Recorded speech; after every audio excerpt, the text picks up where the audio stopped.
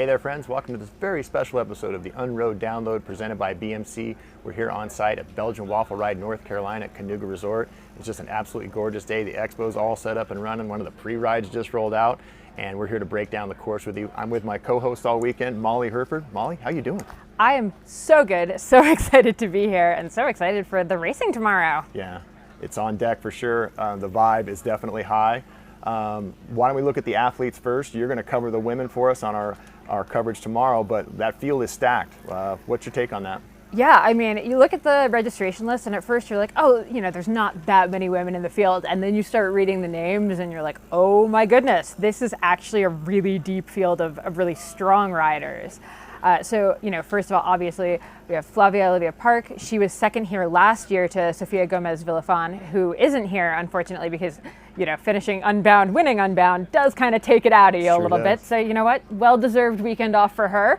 But I think, you know, Flavia is going to be obviously a huge contender here. But I think she is going to be up against our Hell of the North rider. I know we're at Hell of the East, but I'm gonna say Hell of the North here. We have Magali Rochette coming down from Quebec. And you know, former Pan American champion in cyclocross and just all around amazing rider. She's been going hard on gravel, bikepacking, mountain biking, like you name it. She's been doing it this year.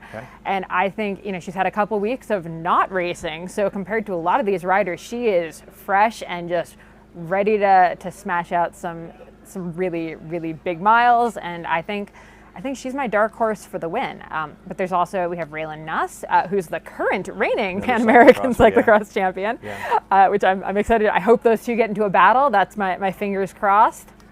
And then obviously we have a few other women who are in the quadruple crown race that I think could potentially kind of mix things up. So yeah, I'm excited to see how it shakes out. And I think it's going to be really interesting watching how they interact with the stacked men's field, actually, because obviously we're mass start. So, you know, it's not necessarily that women have like teams of riders that they're working with, but it's just who are you behind in the start? Who are you behind right when, you know, things start breaking apart? And I think that's why the women's races are so interesting right now, is because not only are they racing each other, they're also contending with all of this traffic, and all of them have to contend with it in different ways.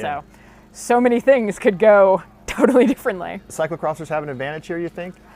I'm going to say so. I mean, it's what, 52 miles of Unroad over the 131 miles. So I think cyclocrossers, you know, when you're coming down and you're coming into single track, cyclocrossers are the ones that see those lines like far off to the right, far off to the left, and are just able to worm their way through a lot smoother.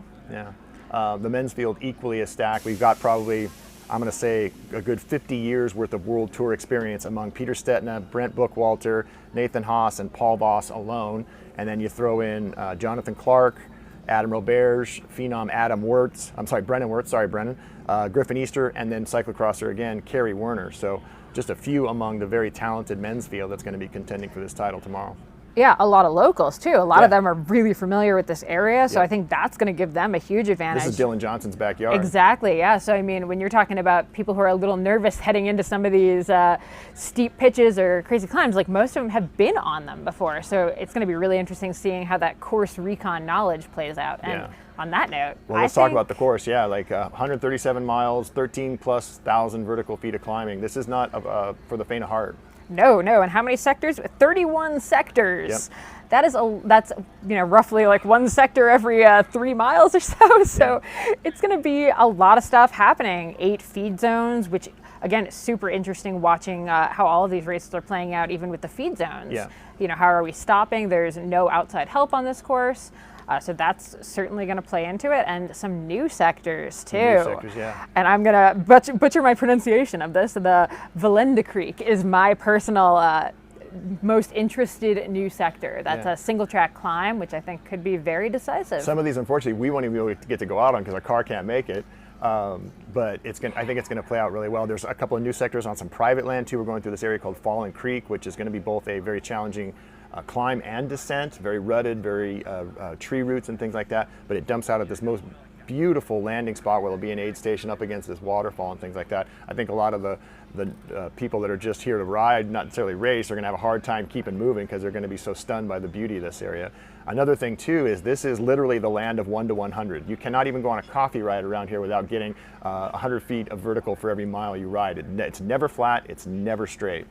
Tell you what, here at the Canoe Resort, I was trying to go out for a run this morning, and I just ended up so grumpy because it was just up, down, up, down, up, down, in the most amazing way possible. But when it's 6 a.m., you're not super psyched on it, and even just the start of this ride is just going to be roller after roller. So it's going to be a bit of a harsh wake up for anyone who's gone too hard on the waffles and coffee at 5 a.m. Yep, it's only about 1.5 miles of neutral. Then once we turn right out of the venue here, it's game on. We let them off the leash, and it's going to be the race will be on right from the start. Yeah, very excited, and of course we're going to be following it unlive. I can't wait for that. That's going to be a blast. You're going to be covering the women from the women's lead car. Where can they find that? Where are they going to see that coverage? They can find that over at the Belgian Waffle Ride Instagram. And yeah, we'll be doing that all day. So it's going to be super fun, super exciting, and hopefully some really good battles happening. Yeah, and I'll be covering the men's race from the Unroad Unlimited stories on Instagram, and you'll be able to follow along. Well, you might catch a little break in coverage because the cell coverage isn't the best, but we'll just be posting updates as they happen from the course, throwing them out there, and you can enjoy